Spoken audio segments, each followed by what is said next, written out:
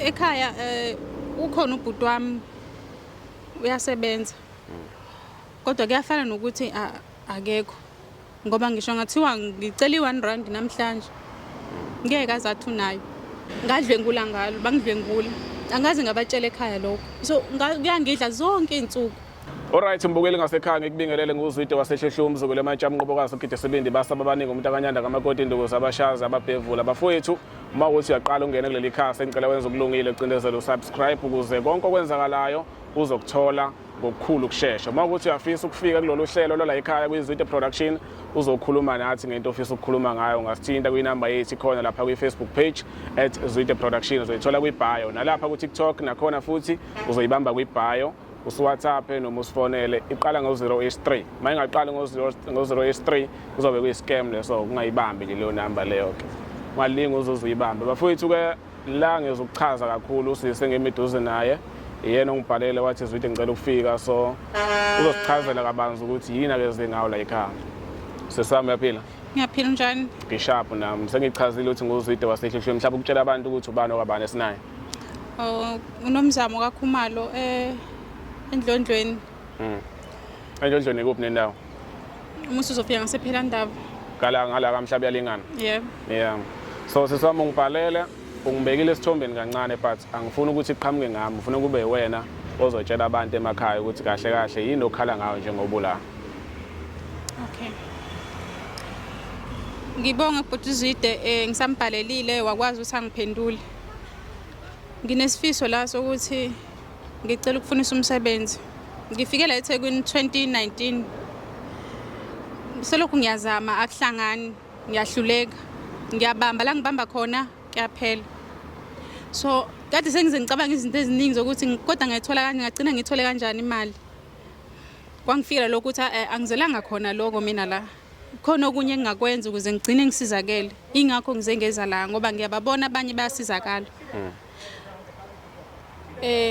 Engingakusho nje ukuthi selongaqeda esikoleni shuthi kwakuthi vele sekumele ngizimele ngoba akekho umuntu ade seduze kwami ngoba namanje ukuthi ngidleni kwenzakalani ngami imini okumele kubone lokho angisebenzi kwamanje so nendlela engafika ngayo la eThekwini kwamina mangihlezi ngicabanga kubhlungu ngoba ngafika ngazi umuntu la eThekwini kodwa ngathi okay ngiyaya khona kwabonakala khona ukuthi kwenzakalani ngiyamkhumbula nje umama wangisiza owakamasho naye ngenhlanhla kusho ukuthi noma wangizwela ngoba nakho osuke emakhaya yini angazi nginamahloni namanje ngoba ngaze ngaya kuye ngayobonga ukuthi wangisiza mhlambe ngabe sengaba yipharo so nje bengicela Nkosi yami angazi ngathini angazi kuningi so mhlawumbe ukukulekelela uma ungangivumela ngizama ukuthola isimo sasekhaya ukuthi sinjani khona umdala osebenzayo noma akekho mhlawumbe ekhaya ukhona ubhuti wami uyasebenza kodwa kuyafana nokuthi akekho ngoba ngisho ngathiwa ngicela i-R1 namhlanje ngeke azathi unayo komele ngize ngiqale phansi futhi ngibone ukuthi ngenza kanjani ukuze ngithole leyo R1 leyo ngeke ngabhekana nesimo esinzima kabi ngiyaqala ukusho lokho namhlanje futhi bengifisa ukusho nangelinye ilanga mhlambe kubo kodwa angazi ngasithola isikhathi ukuthi ngicine ngihlale nabo phansi 2013 ngila eThekwini ngashelwa yindlu ngangisemsebenzini ngashelwa yindlu yonke into akekho ngisho yi1 ekhaya wathi nanti ishumi yenza mhlambe ehamba okwenza iID entsha noma wenzeni uthenga impahla noma ini cha angaze ngathola ngisho R1 ngoba ngaqala phansi ngazenzela konke so le day engashelwa ngayo indlu ngathola ukuthi ngadlwengula ngalo bangidlwengula angazi ngabatshela ekhaya lokho so kuyangidla zonke izinsuku ngayivula icase bangivulela esibhedlela icase kodwa ngaba nokuthi kuyafana uma ngathiwa ngiyayilandelela ubani oseduze kwami ubani ozongiseka ngacineke sengiyeka kanjalo ngayiqhubekela ngayihlalela la mana ke leyo kudlengulwa usuku okwasha ngalindlu wathola ukuthi wadlengulwa ngadlengula ngalo lo suku lolo ngangiphuma emsebenzini qala ngokudlengulo mawufika endlini ufica ukuthi indlu ishila yebo mawuthi wathola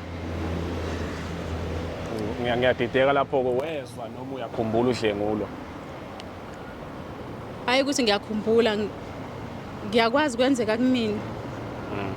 ngoba ngisho umuntu owakwenza lokho ke angazi noma umuntu owayengazi noma kwakwenzakalani ngoba wabuye wasend message futhi kimi on Facebook wathi lokho kwenzekile bekuyiphutha bengayona inhloso yakhe ngathi ngizingazama ukumlandelela ngifuna ukuthola ukuthi ubani kodwa wanele wangaphindwa ngiphendula ngagcina nami sengiyeka kanjalo ke so lokho kwenza wayehamba noba yedwa wayehamba yedwa ngoba lokho umuntu engangihlala naye endlini yakwazi lokho ukuthi kwenzeke kodwa ekhaya bazi angaze ngabatshela so mawuye emaphoyiseni bathini khona noma bagcina bangivulela icase nje esibhedlela kwathiwa kumele ngihambe ngiqhubeke necase ngithola icase number angaze ngaqhubeka nalokho lento yenzeka kuphi unyaka 2013 ha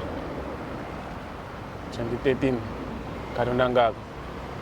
na 26 ha 2013 angazi uma ngisafunda mhlambe mina 2013 nalo uma ngiyagejana 2013 because umatric ngangwenza 2016 mina shuthi wawusafunda mina ngiqede 2018 yeah ngiyakuzwa ukuzwa lokho ke sesami angithosale ukuthi ekhaya bazi kodwa uyachaza ukuthi ngoba wazi ukuthi babezokusiza ngani ayikho vele into bangangisiza ngayo ingakho namanje ngithatha isinqumo sokuthi ngize la kubantu ngoba ngiyabona ukuthi ayikho into eyenzakalayo ngisho ngathiwa ngicela ini akekho umuntu onginakayo so angazi njengamanje anginayo ngisho ID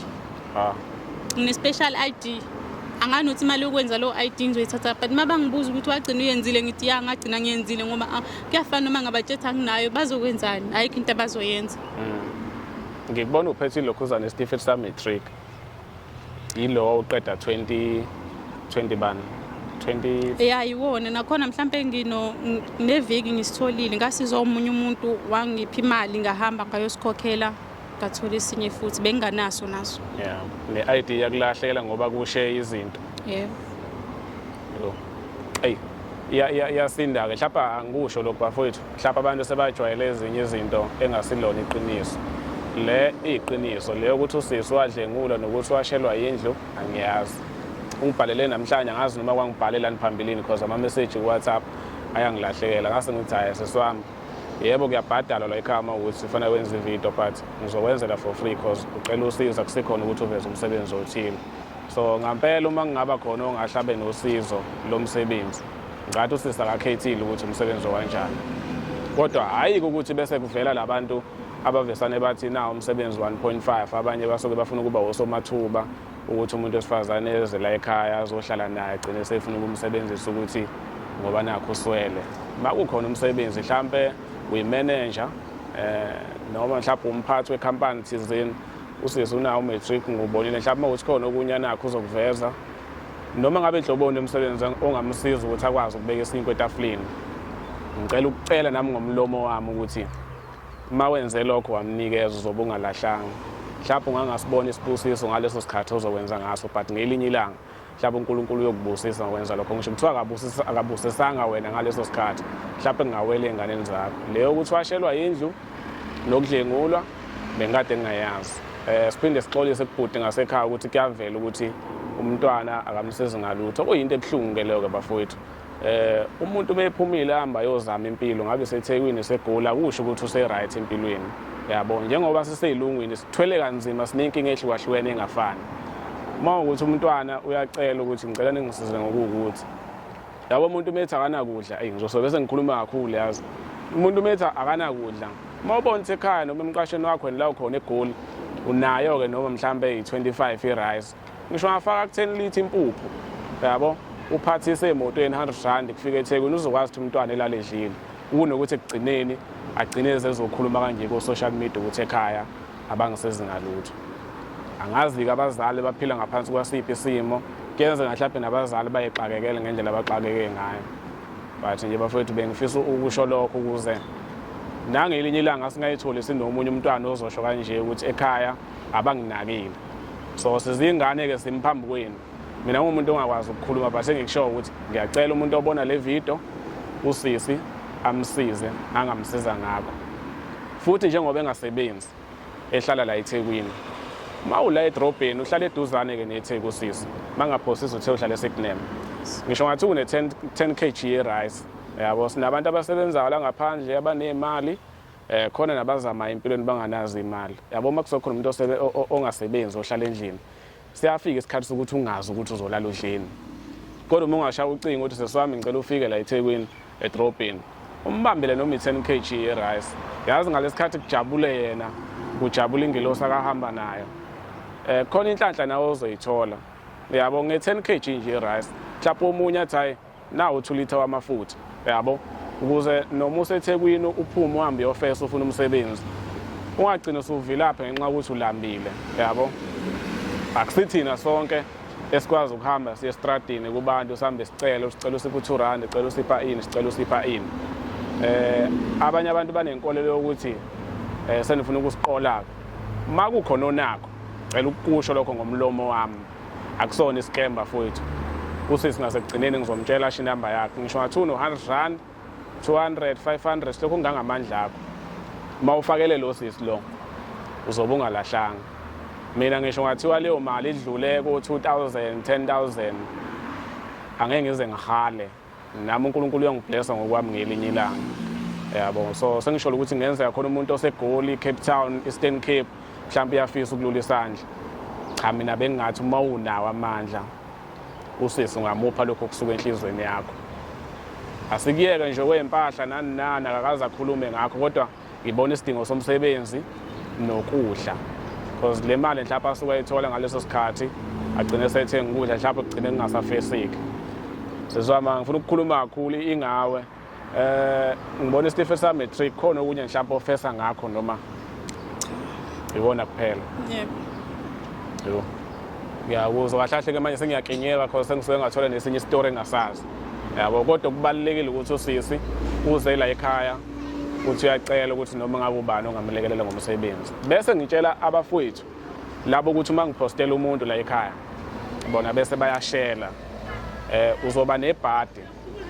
uthi uyamshela usisi lo angisendele ku WhatsApp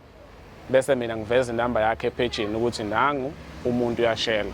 uzoba nebhadi intombi yakhe ikubone lokho noma unkosikazi wakho ukuthi wena uhamba uyashela ku Facebook masishela bafowethu ashela abantu abacela ukushelwa ufuna sihlukanise phakathi komuntu ofuna umsebenzi noma ofuna usizo nomuntu ofuna uthando angiphiki sinazi inhlelo la ekhaya zokuvulela abantu ukuthi uma ngabe ufuna uthando skip inamba ushele lo muntu lo yabo abesifazane bakwenza lokho ukhipha inamba zabo namajita nawo ayakwenza lokho ukhipha inamba zabo kodwa ngifuna ukukhuza lo mkhuba lokho because sokaningi ngithola ireport ethi zwide bayangishela umuntu bezokhuluma ngenkinga yakhe bafethu asimuse ukumshela ngumuntu ke mina ongathanda ukuthi ahamba veza abanye abantu kuthiwa ngesilungu yini uku-exposer angisiyena umuntu othanda ukuveza ukuthi nangu ubani sebenza ukuthi so ake sifunde ukugada lelo phutha lelo mhlawumbe sesiwami sesiphethe ukuyicelela nje ukugcina kubantu yini oyifuna kakhulu umsebenzi engicela kakhulu umsebenzi ngoba isimo sasekhaya sikho kahle yeah ekhaya uhlala nobani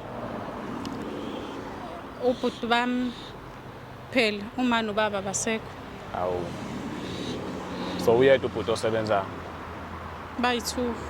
lo munye vele akayenzeka imbali ngoba unomuzi wakhe yeah kodwa phela nomuzi ufuna ungakhohlwa izingane zakwenu kodwa akayikho inkinga sengathi nawe brazo la ukhona mfethu ngiyabona usisi ukuthi uyacomplaina ngawe kahle kahle angikusho lokho abangakini bayakwazi because usisi bambona bayamaza uzama ukugeza igama lakho bafo akasho usisi ukuthi ukhuluma kabi ngawe uveza nje isimo sakhe bakukhona onakho bafowami uphose enganeni kodwa uzobe ungalahlanga bra wami uzobe ungalahlanga empilweni awusizi izingane zakho kuphela kodwa uyakwazi ukuthi usize nomunye umuntu yabo mase sila emhlabeni suke sizingane zandawonye sonke so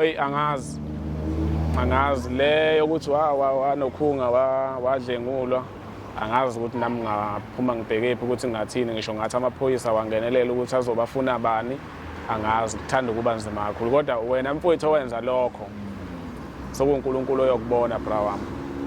nayo into engayisho angisonti phasi ngiyakholelwa kulokho yabo ngiyakholelwa kulokho ingane unazo nginayo ingane iyi-1 ihlala lapha ihlala ekhaya kubo ekhaya kubo kaMhlabela lingane yebo ngiyawuzwa sesami ngicela ubize inamba yakho mhlawumbe umuntu ongathanda ukuthinta angenelele nasodabeni ositshele ngalo mhlawumbe ufuna ukupha something noma ufuna ukupha umsebenzi. Inamba yami ithi 069 709 9277. Eliphinde futhi 069 92 0 yo ibize kahle 069 92 Sikhohliwe. ngikhohliwe Iphi phone yakho? ikhona Ayithathe. Iphi phone? isesikhwameni Isikhwameni siphi isikhwama? Hey ngiyaqala yabo umuntu okhohle inamba yakhe. Sengikhumbulile kuningi yazi ithi 069 709 9277. Inami yami sengikhohliwe wathi ngiyibiza. Ngazi lenenye evamise ukuthi ingabe na network. Mhlawumbe makhona umuntu ofuna ukukholwa ngempela ukuthi iqiniso ngempela nileli. Ufuna ukuthinta uZwide wasehluhlwe inamba yami u083 6722 883. Ayikho imali ezofakwa kumina. Ungabe bikho 100 rand noma 50 rand noma imali ozoyifaka ukuthi Zwide ela unikeze lo wasisi. Makhona othanda ukukhipha something ngicela axhumane nosisi. Mengamtholi angitshela ukuthi ucela ngimzame nami ngizomzama. Bawufuna ukuconfirma kumina ukuthi ngempela lo muntu okhuluma naye inkingi ungangithinta. Futhi ungangireportela ukuthi khona imali oyifakile kusisi. Anginqabi. Inamba yami ithi 083 6722 883. Ele mali ngilithinta ngephuzu lokuthi kungenzeka khona umuntu okude uyafisa ukulekelela ephuzini lokudla. Asemvimbi angasupporta ngendlela akasupporta ngayo. Sesami siyabonga kakhulu asikufisela inhlanhla yazo. Ngiyabonga nami. Ngase ngendaba ezibhlungu esijolile my sister. Siyabonga sesithembeni nake lapho ngasekhaya ukuthi uyafisa nawe ukufika la ekhaya uzokhuluma noma ngabe ngayiphi inkinga obhekene nayo ngasithinta kule namba engiqeda kuyibiza noma usibhalele kwi-Facebook page @Zwide Production. Cela ungakhohlwa ukucindezela subscribe ukuze sikhule ukukhula komsebenzi kuzokhula nemathuba ukuthi abantu basizakale siyabonga.